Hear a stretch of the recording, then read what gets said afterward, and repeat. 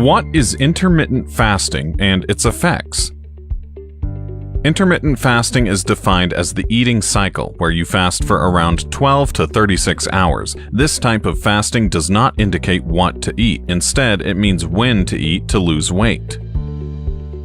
The common types of intermittent fasting involve fasting for around 16 to 24 hours for about 2 days a week. There are various methods to enjoy intermittent fasting, like a 16/8 method where you skip breakfast and eat between 1 and 9 p.m., and then fast for 16 hours. Another technique is eat, stop, eat, where you fast for around 24 hours twice a week and then eat the next day. The third method of intermittent fasting is a 5-2 diet, where you consume fewer calories, or around 500 and 600 calories twice a week, and that too is on alternate days. There are various benefits of intermittent fasting, such as weight loss, improved mental as well as physical health, and reduced risk of suffering from chronic medical conditions. The effects of intermittent fasting include weight loss, where your insulin levels get lowered. The body starts breaking down carbohydrates to glucose, where the cells begin utilizing energy and convert fats for later use. For the intake of glucose, insulin hormones are used. When you stop consumption of foods, your insulin level drops down, similar to intermittent fasting, where the body then starts utilizing glucose storage for energy. Regular intermittent fasting makes your body used to it, which ultimately leads to weight loss and helps you consume fewer calories throughout the day. A study concluded that intermittent fasting helps in the reduction of body weight. Intermittent fasting helps in lowering the risk of suffering from type 2 diabetes. It helps in weight loss, which ultimately prevents you from diabetes. According to a review published in 2014, intermittent fasting helps in lowering blood glucose levels along with insulin levels, especially in people who are at risk of suffering from diabetes. It was also seen that people who are at risk of suffering from diabetes, when they start performing intermittent fasting, their insulin sensitivity was markedly reduced.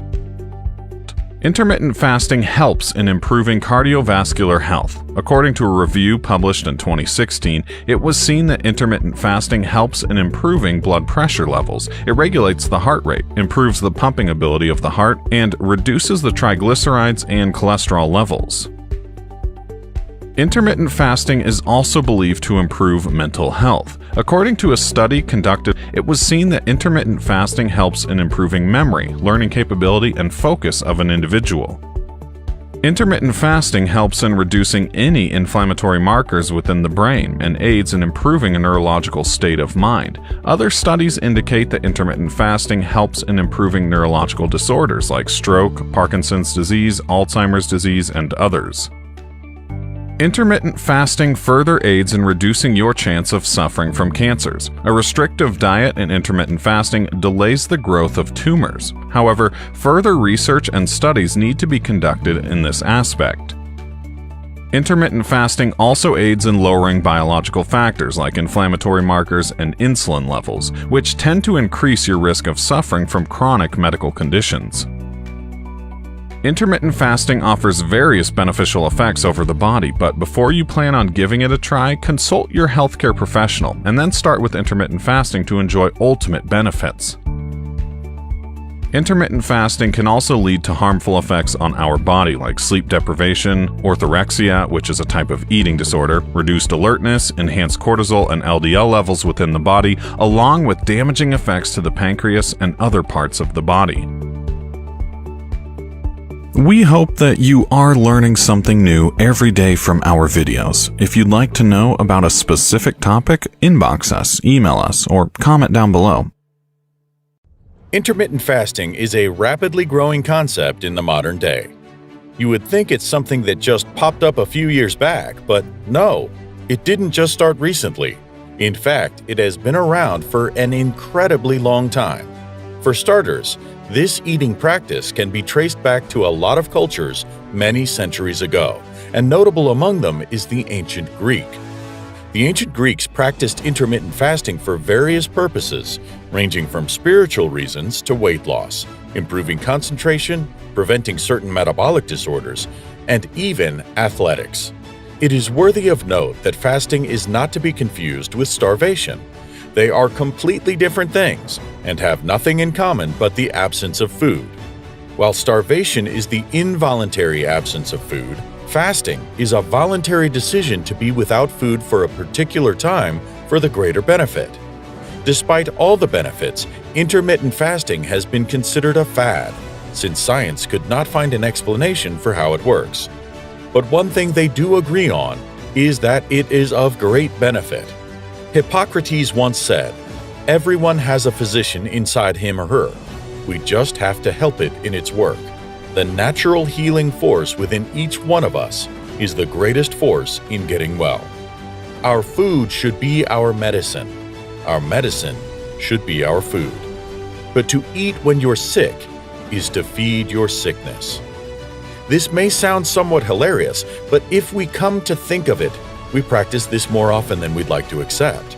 There is a part of every human that refuses food when sickness sets in, or even extreme tiredness. A reasonable explanation for how most disease conditions around present with anorexia or loss of appetite. And when the sickness is gone, the appetite is restored naturally without having to do much. Food is good and an integral part of every human. But then, there are a lot of advantages that being without food for some time offers. In this video, we will draw a lot from how ancient Greeks practiced intermittent fasting to their benefit. The ancient Greeks believed that fasting improves cognitive abilities and alertness, which is 100% practical. You most probably will feel full, heavy, and sleepy when you've had a lot to eat, compared to when you're fasting and your stomach is empty. Fasting keeps your body light and alert, and if you've ever fasted before now, you would most likely agree that you would be able to do more when you're fasting than when you just had a meal. Eating is a lot of work, and we need to look beyond the stress of just fixing a meal or eating itself, but also internally too, because after a meal, you subject your body to a series of activities known as digestion, which requires that a lot of blood be shunted to the digestive system. In this process, you leave the brain with a shortage of blood for the time being, and the only thing the brain can use as a substitute for the lesser blood is a slowdown in physical activities. The metabolism also keeps you heavy and weak until when the stomach can empty itself. In Greek medicine, fasting is used as both a method of prevention of illnesses and treatment for illnesses. The ancient writer and historian Plutarch once said, "Instead of medicine, better fast today." The truth in that statement cannot be overemphasized because there is a lower risk for illnesses in people that fast, and it has been previously established that fasting helps to extend lifespan and reverse the entire aging process. During treatments of ailments, fasting was also used as a remedy, but the long-time sustenance of it does not have enough evidence to back it up. That is where our discretion comes in, by understanding when your body needs a break and consulting with your doctor about this process to be on the safe side. Therapeutic intermittent fasting for the treatment of obesity has been investigated since at least 1915 and has not been found to cause any harm whatsoever. Even ancient Greek athletes also fasted because it helped them feel light, fit, and ready for the sport. If you're considering starting your fast, there are about 3 types of intermittent fasting to consider. First is alternate day fasting. Alternate day fasting is one of the most common forms of intermittent fasting and considered to be the most strict method. It involves choosing to fast one day and eating the next day. The fast may be total, that is, complete without food or with food that offers less than 25% of the required daily energy. Alternate day fasting will involve more fasting days than eating days, which is why it is referred to as the most difficult one. Next is periodic fasting. In this case, you would have to fast for some time, maybe 24 hours or more. Essentially, you will choose to fast within a particular period. A popular example is the 5-2 fast, which was made popular in the UK and Australia around 2012 by Moses Mosley. In periodic fasting, like the 5-2 fast, you will have about 5 days of food, to be followed by 2 days of no food. You can also decide to be more extreme, depending on your choices. and the last is daily time-restricted fasting. This appears to be the most lenient of it all. Daily time-restricted fasting involves fasting for some hours each day, such as fasting for 16 hours to be followed by 8 hours of food. It is different from dieting because the focus is not on the amount of food eaten or the type of food eaten, but on the timing of the food. There is no stipulated time that you have to fast or eat. It could be you deciding to skip breakfast and have lunch and dinner, or you having breakfast and lunch to skip dinner. It totally depends on what works best for you. Plato said he fasted for greater physical and mental efficiency. That is to say, the benefits of fasting are vast and multidimensional. Funny how we can choose to focus on one part of it and still have a lot of benefits to think about. Turns out it also enhances physical and mental efficiency. We believe that this is the same reason why Pythagoras, a renowned mathematician, also fasted for 40 days before his exams at the famous Alexandria school. Fasting is also a major key to optimal mental functioning. Remember the food and digestion scenario. Yes, since there is no food in this case, the brain is ready to function at its best, and the focus is only on its capacities and how it can be optimized. Fasting is by every means good for mental functioning. Other benefits of fasting that we will consider include weight loss. Intermittent fasting has been used as a method of treating obesity for as far back as 1915. It is believed to work amazingly because it causes the body to draw on its internal energy and use them up, since it can always build it back again. This will result in weight loss and an overall healthy feeling. Another of its benefits is to prevent insulin resistance. This is a common problem in our world today, but fasting is a handy solution to it, and it works like magic. Philip Heraclitus, the founder of toxicology, once wrote, "Fasting is the greatest remedy, the physician within." This was also supported by Benjamin Franklin, who is renowned for wide knowledge in many areas, as he wrote, "The best of all medicines is rest and fasting." If all these great men could see from this point of view, then our guesses are also right. We could go on and on about all the benefits of fasting, and the list would be endless. But we believe that it has already been portrayed by so many scientists and scholars that the benefits of fasting are on an endless list, which we will need to explore. In exploring fasting, there are some precautions that we might like to take, just to be on the safer side. If you're fasting for the first time, make sure you talk to someone who has done it before, so you can know what to expect.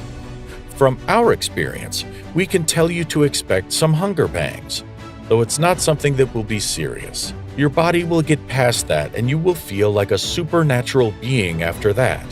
But still, talk to someone who has done it before. In addition, make sure you check your state of health. Talk to your doctors about your plans and have them assess you to see if your body can go through it. For example, if you have a stomach ulcer, it's highly recommended to speak with your doctor about the potential side effects. As a starter, go for basics. Everything is a process. The more you fast, the more accustomed to fasting you grow. If you're fasting for the first time, you might want to consider lighter options with shorter durations.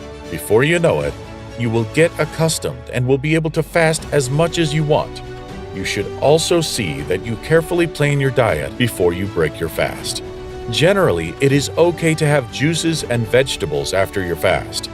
This will help your body to adjust well to food, and your body won't have to go through so much change to accommodate food.